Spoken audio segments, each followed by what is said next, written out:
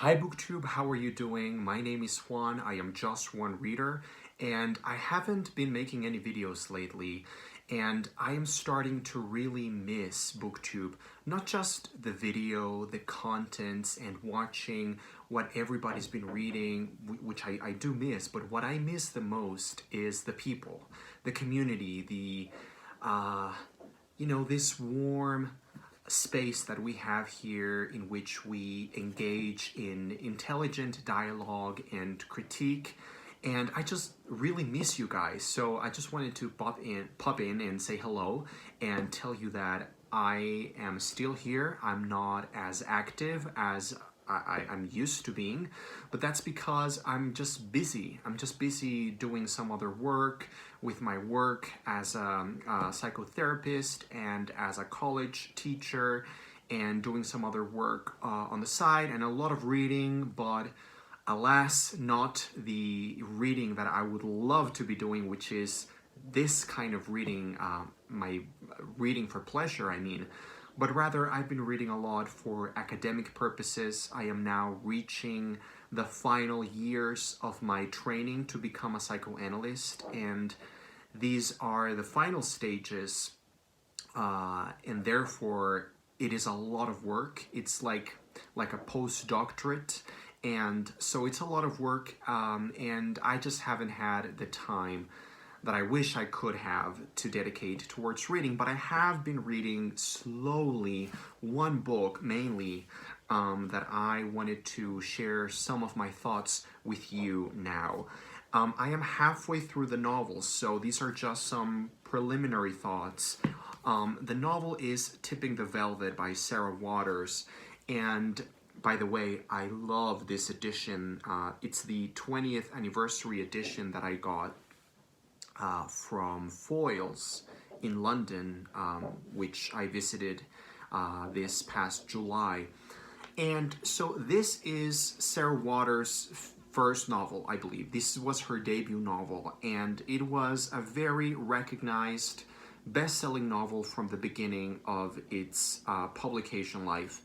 And it is about this woman who is growing up in Victorian London, Victorian England, I should say, and she has a passion and a love for theater.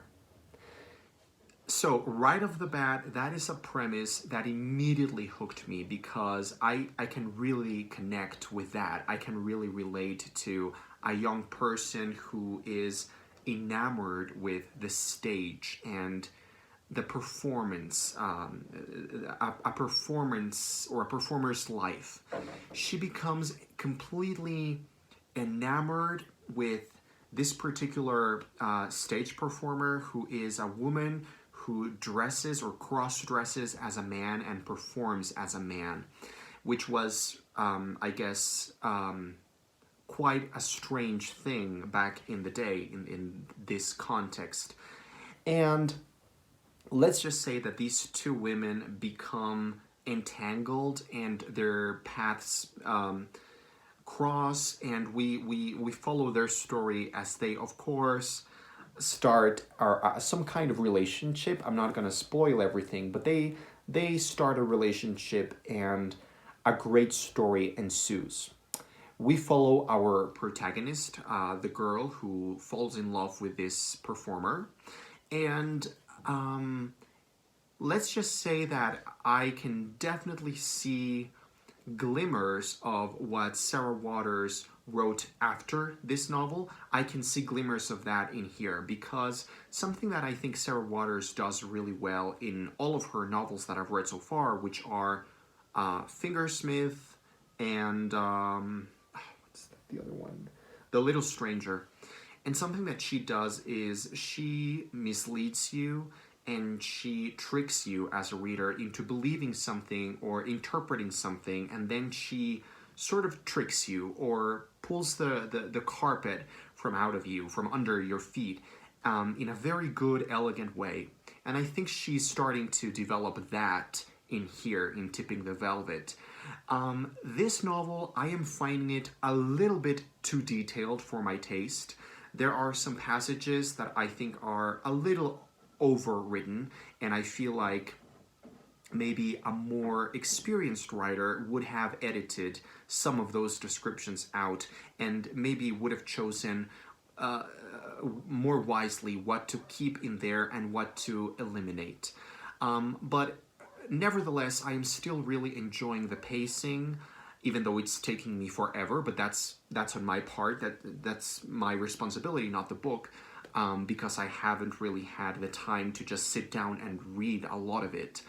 I am really enjoying the writing. Sarah Waters has a really great voice, and I'm really enjoying the way that she, as an author, doesn't shy away from portraying this really sexual, sensual, sometimes perverse visual images of what's happening. And I guess the writing in here is supposed to create unease in the reader. It's supposed to create some kind of response, and I think that is really interesting. She has created in me a weird mix of attraction, like voyeuristic attraction. I just want to look and see what she's describing, but at the same time there is a kind of repulsion, almost disgust, for some things that are going on. This is a very sexually explicit novel, and it's very welcome. I really welcome an author who is willing to go there and go all the way. So it's a novel about perversion. It's a novel about fame and celebrity. And it's also reminding me of Dorian Gray by Oscar Wilde, The Picture of Dorian Gray, because it is also about moral corruption. You start to see this character who comes from innocence start to unravel and develop in a way and evolve in a way towards darkness and maturity. It's a very interesting novel, and that's what I've been reading for the past month or maybe more. And that's all I can tell you, because that's all I've been reading. I really hope that I can get more reading done soon. I really want to finish Tipping the Velvet because I'm really enjoying it. And I would also love to read many more books that are currently on my TBR. I don't wish to discuss my TBR with you because I just don't want to say something and then don't follow it through. So I just don't feel comfortable enough having a TBR, because I know that my life right now is very hard in terms of time organization, and so maybe I'll be able to read 10 books this year, and that will be great. But so far, I am really enjoying whatever I can read, and I am also, by the way, reading Historic Materials, Book 3, The Amber Spyglass. I'm in the middle of that, but I just haven't really had the time to finish it through. It's a book that I've already read many times, so I know what's going to happen in the end, but I still want to read it because it is great. I just wish I could have more time on my plate. But that's it. I just really wanted to say hello and say that I miss you. I hope you miss me. And I'm gonna finish this video with a song.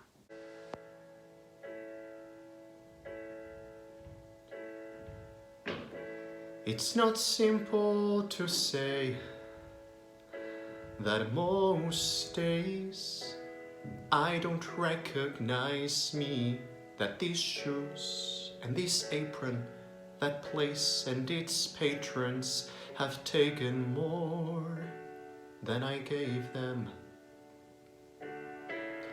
It's not easy to know I'm not anything like I used to be, although it's true I was never attention's sweet center, but I still remember that girl. She's imperfect, but she tries. She's good, but she lies. She's hard on herself. She's broken and won't ask for help. She's messy, but she's kind. She's lonely most of the time. She's all of this mixed and baked in a beautiful pie. She's gone, but she used to be mine.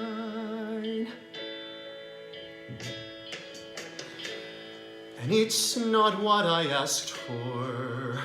Sometimes life just slips in through a back door and carves out a person and makes you believe it's all true. And now I got you, and you're not what I asked for. If I'm honest, I know I would give it all back for a chance to start over and rewrite an ending or two for the girl that I knew who'd be reckless just enough, who'll get hurt, but who learns how to toughen up when she's bruised and gets used by a man who can't love. And then she'll get stuck and be scared of the life that's inside her, growing stronger each day, till it finally reminds her to fight just a little and bring back the fire in her eyes that's been gone, but it used to be mine.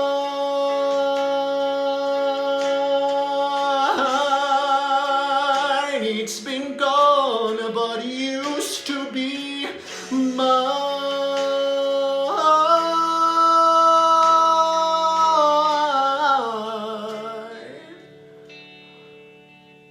She's messy, but she's kind. She is lonely most of the time. She's all of this mixed up and baked in a beautiful pie. She's gone, but she used to be mine.